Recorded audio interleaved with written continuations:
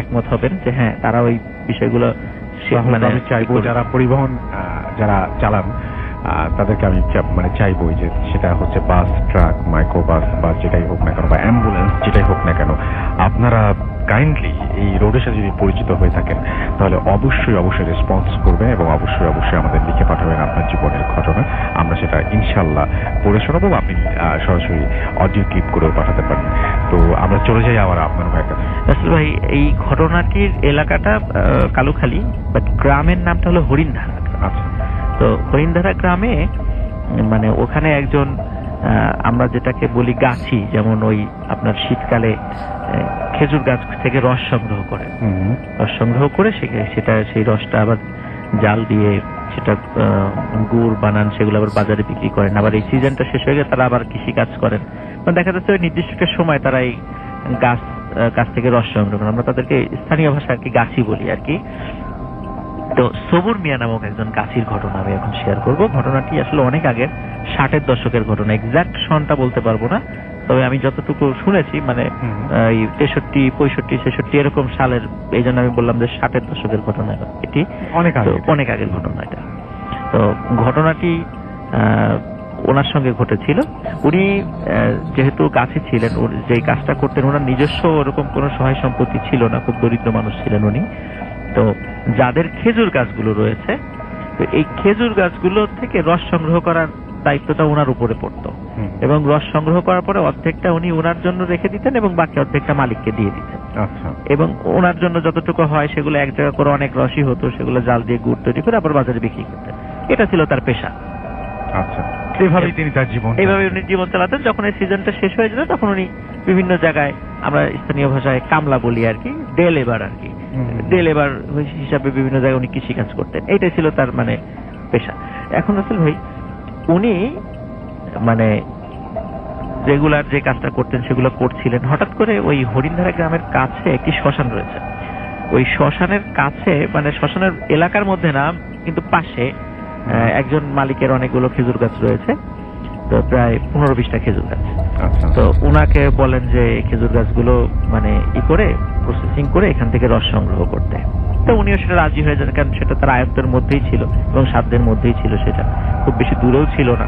আর 15-20টা খেজুর গাছের মানে দায়িত্ব অনেক বিষয়, তার জন্য অনেক বড় কিছু।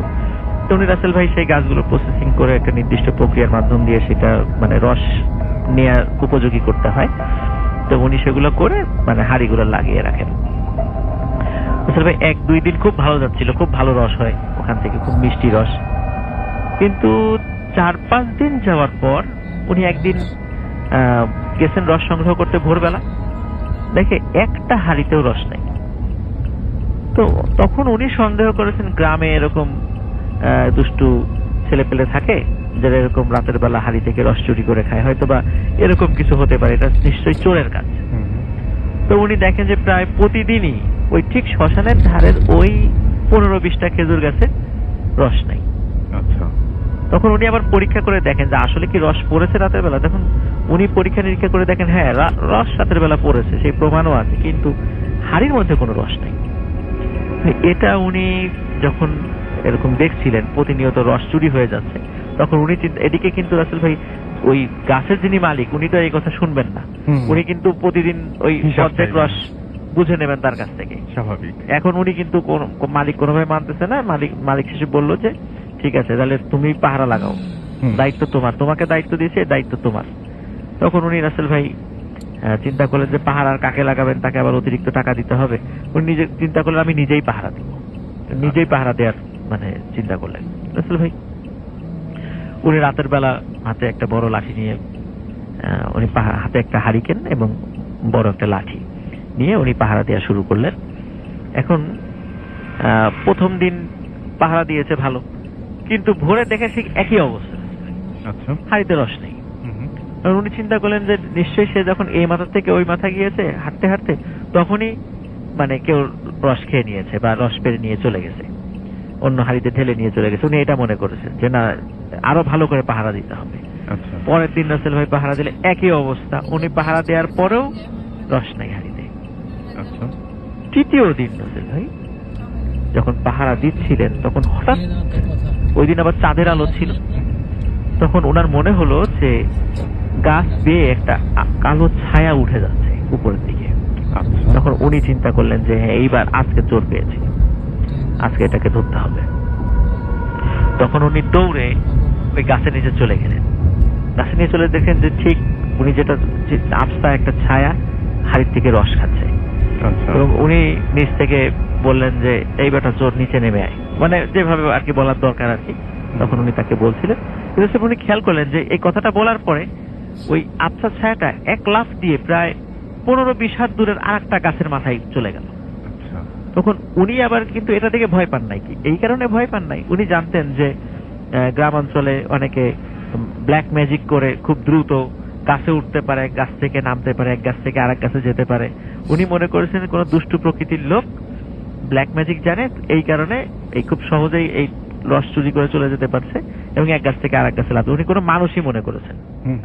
তো উনি যখনই যাই গাছের কাছে যান, দেখে যে সেই জিনিসটা লাভ দিয়ে আরেকটা গাছে চলে যায়। তো এইভাবে রাসেল ভাই প্রায় 7-8টা গাছ উনি এরকম তাকে যখন তাড়া করলেন ওই জিনিসটাকে, তখন এক সময় দেখা গেল ওই জিনিসটা আর পালাচ্ছে না, সে আস্তে আস্তে নেমে আসছে। নেমে আসার পর রাসেল ভাই এমনিতে তার মেজাজটা খুব গরম ছিল যে এরকম রস চুরি করে খেয়ে যায়। উনি কোনো ধরনের কোনো মানে চিন্তা ভাবনা ছাড়াই ওনার হাতের লাঠি দিয়ে মানে খুব জোরে একটা বাড়ি মারেন ওই জিনিসটাকে। বাড়ি মারার পরপরই যখন ওই জিনিসটা পড়ে যায়, তখন পড়ার পরে উনি ওই জিনিসের চেহারাটা দেখতে পান রাসেল ভাই। চেহারাটা যেটা দেখেন সেটা হলো এই ওটার বডিটা শিম্পাঞ্জির বডির মতো, এবং মাথাটা মানে মুখটা চোখা, মানে লম্বা হয়ে গেছে মুখটা, মানে অদ্ভুত চেহারার একজন লোক আর কি। তো আর একটা বিষয় হলো রাসেল ভাই, যখন লাঠি দিয়ে বাড়ি দিয়েছে তখন ওই জিনিসটা ওই জন্তুর মতো, ওই জিনিসটা মানে অর্ধেক মানুষ অর্ধেক জন্তুর মতো জিনিসটা মানে চি চি শব্দ করে, মানে চি চি চি শব্দ করে মানে দ্রুত মাঠের ভিতরে চলে গেল। এরপরে উনি আর কিছু দেখেন নাই। তো রাসেল ভাই চিন্তা করলেন যে এইটাই হলো চোর, কিন্তু এরকম চেহারা কেন? তখন রাসেল ভাই উনি চিন্তা করলেন এটা হয়তো বা দুষ্টু জিন টিন হবে, এরকম কিছু চিন্তা করেছেন আর কি। তো যাই উনি আর কিছু চিন্তা করে মনে করছেন গেছে আপদ বিদায় হয়েছে, ভালো হয়েছে। তো ওই দিন রাসেল ভাই মোটামুটি কয়েকটা গাছের রস উনি পেয়েছিলেন পরবর্তীতে। তো উনিও খুশি, যাক অন্তত ধরা গেছে। উনি মালিককে বলেন এই ব্যাপার।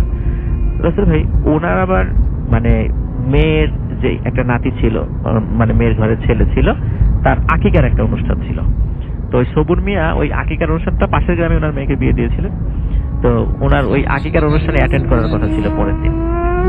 তো উনি আকিকার অনুষ্ঠানে যখন অ্যাটেন্ড করলেন, অ্যাটেন্ড করার পরে যখন ওনার নাতিটা, ওনার বলেছে আমার নাতিটা কোথায়, সামনে নিয়ে এসো, তখন যখন ওনার নাতিকে সামনে নিয়ে আসা হয়েছে রাসেল ভাই, তখন নাতিটা প্রচন্ড জোরে চিৎকার দিয়ে মাটিতে পড়ে গেছে ওনার নানাকে দেখে, এবং মাটিতে ছটফট শুরু করে দিয়েছে। কোনো কথা না, ছটফট শুরু করেছে, এবং সবার চোখের সামনে রাসেল ভাই মানে ওই ছোট বাচ্চার শরীরটা মনে হচ্ছে যে মোটা হয়ে যাচ্ছে, এবং আস্তে আস্তে এবং ওর মুখটা আস্তে আস্তে লম্বা হয়ে যাচ্ছে, মানে ঠিক যেমন উনি রাতের বেলা যে প্রাণীটা দেখেছিলেন ঠিক অমনটা হয়ে যাচ্ছে। এই দৃশ্যটা দেখার পরে সবাই ভয় পেয়ে দৌড়ে চলে যায়। সবাই বলে যে ওকে জিনে ধরেছে, কেউ বলে যে এটা রাক্ষস হয়ে গেছে, এরকম মানে গ্রামের অনেক কুসংস্কার, সবাই এরকম খুব ভয় পেয়ে ছুটাছুটি শুরু করে দেয়। এবং কিছুক্ষণের মধ্যে রাসেল ভাই বাচ্চাটা মারা যায় ছটফট করতে করতে, এবং মারা যাওয়ার আবার কিছুক্ষণ পরে আস্তে আস্তে সে আবার আগের স্বাভাবিক চেহারায় ফিরে আসে। তো বাড়িতে শোকের মানে আনন্দের উৎসবটা একদম শোকে পরিণত হয়। কিন্তু সবাই বিভিন্ন ভাবে অনেক কুসংস্কারমূলক কথা বললেও আসলে রাসেল ভাই সবুর মিয়া বুঝতে পেরেছিলেন আসলে ঘটনাটা কি হচ্ছে, যে উনি রাতের বেলা ওই প্রাণীটাকে আঘাত করেছিলেন, এই কারণে হয়তো এই ঘটনাগুলো ঘটছে। তখন উনি কাউকে কিছু বলেন নাই, উনি বাড়িতে চলে যান। বাড়িতে চলে যাওয়ার পর রাসেল ভাই এরপরে সবুর মিয়ার সাথে ঘটনাটা কথা শুরু হয়। সেটা হলো যখনই রাত হয়ে যেত, সবুর মিয়ার সামনে যেই আসতো, সবুর মিয়া তাকে দেখতো যে ওই শিম্পাঞ্জির দেহের মতো, ওই ব্যক্তির মুখটাও ওরকম লম্বা, এরকম দেখতো। এরকম দেখে চিৎকার চেঁচামেচি করতো যে এই সাপ তুই আমার সামনে থেকে সরে যা সরে যা, এরকম, এবং খুব ভয় পেত। একটা মানুষের সামনে যখন উনি এরকম আচরণ করতো তখন সবাই নিজে খুব বিব্রত হতো এবং বিরক্ত হতো। তো একসময় সবাই সবুর মিয়াকে পাগল বলে আখ্যায়িত করলো, যে একদম পাগল হয়ে গেছে, বদ্ধ উন্মাদ, দিনের বেলা ভালো থাকে রাতের বেলা পাগল, এই জন্য রাতের বেলা তাকে শিকল দিয়ে বেঁধে রাখতে হতো। কিন্তু আসলে উনি সুস্থ মানুষ ছিলেন রাসেল ভাই। আচ্ছা। আমরা হ্যালুসিনেশন বলি, যেটাই বলি, মানে মানে সায়েন্টিফিক ব্যাখ্যায়, যে অ্যাকচুয়ালি আসলে এটা ছিল একটা প্যারানর্মাল ঘটনা। এরপর রাসেল ভাই যেটা হলো, রাতের বেলা মানে হুট করে ওনার ছোট ছোট বাচ্চা ছিল, ওনার বাচ্চা মেয়ের যে ঘরে ঘুমায় থাকতো আর কি, ছেলে মেয়েরা, সেই ঘরে একটা খট করে শব্দ হয়। তখন ওনার ওয়াইফ পাশের ঘর থেকে উঠে যখন ওখানে যান, তখন বলেন যে কি ব্যাপার, আমাদের মেয়ে ছোট জন কোথায় গেল? দরজা তো বন্ধ, ওয়াশরুমও তো বাইরে, যদি বাইরেও যায় তা তো ওয়াশরুম, আর ছোট মানুষ বাইরে গিয়ে তো ডাক দিয়ে যাবে, একা তো যাওয়ার সাহসই নেই, তবে দরজা বন্ধ সাথে সে কোথায় গেল? তখন রাসেল ভাই, এখন সবর মেয়ে তো শিকল দিয়ে বেঁধে রাখা হয়েছে, তখন তার শিকলটা খুলে দেখা বলে যে তাড়াতাড়ি তুমি খোঁজো এখন তোমার মেয়েকে। তখন রাসেল ভাই ওনারা হাজবেন্ড ওয়াইফ মিলে এবং গ্রামের অন্য লোকদেরকে ডাকে এবং ডেকে খোঁজা শুরু করে যে কোথায় আছে রাসেল ভাই। শেষ পর্যন্ত ওনার মেয়ের দেহটা ওই যে শ্মশানের পাশে যে খেজুর গাছ ছিল, সেই খেজুর গাছের উপর রক্তাক্ত অবস্থায় পাওয়া যায়, মানে ওনার মেয়েকে মানে মেরে ফেলেছে আর কি। তো রাসেল ভাই এই যখন উনিও এরকম উন্মাদ অবস্থা, এই ঘটনার সলিউশনটা যেভাবে আমি সেখানে যাচ্ছি, সেটা হচ্ছে যে আমাদের ওই কালুখালী বা আমাদের রাজবাড়ী অঞ্চলে বেশ ওই সময়টাতে এবং এখনো একটা মানে পীরের একটা মানে অনেক ভক্ত আছেন, মানে হক্কানি পীরের ভক্ত আছেন আর কি। তো ওই সময় আরো অনেক বেশি ছিল আর কি। তখন ওই বুজুর্গ ব্যক্তি যখন ওই এলাকায় আসেন, আসার পরে ওই সবুর মিয়াকে শিকল দিয়ে বেঁধে তার সামনে নিয়ে যাওয়া হয়। তখন সবুর মিয়াকে দেখেই উনি বলেন যে বাবা, রাতের বেলা এরকম কোন জিনিস দেখলে হঠাৎ করে আঘাত করতে হয় না। এবং রাসেল ভাই এখানে একটা বিষয় বলে রাখা ভালো, যে আমাদের হাদিসেও কিন্তু আছে যে রাতের বেলা যদি আমাদের সামনে বা দিনের বেলাতেও যদি আমাদের অস্বাভাবিক যদি কোনো প্রাণী আমাদের সামনে আসে, প্রথমে আগে বলতে হবে যে তুমি যদি জিন হয়ে থাকো তাহলে তুমি চলে যাও। এরকম 3 বার বলার পরে যদি সেটা না যায়, বুঝতে হবে যে সে একটা প্রাণী। সে যদি ক্ষতিকারক হয় তাহলে তাকে আঘাত করা যাবে, এবং সে যদি 3 বার বলার পর যদি সে চলে যায় তাহলে তাকে আর কোনো আঘাত করা যাবে না। আসলে সবুর মিয়া কিন্তু এই ধরনের কোনো কথা না বলে উনি কিন্তু তাকে গালিগালাজ করে, এবং একটা সময় তাকে যখন গাছ থেকে নেমে আসছিল, নেমে আসার পর সে কিন্তু আঘাত করেছিল, এবং আঘাতের প্রতিশোধ হিসাবেই কিন্তু এই ঘটনাগুলো ঘটেছিল। তো এই জন্য রাসেল ভাই রাতের বেলা চলার সময় কিন্তু আমরা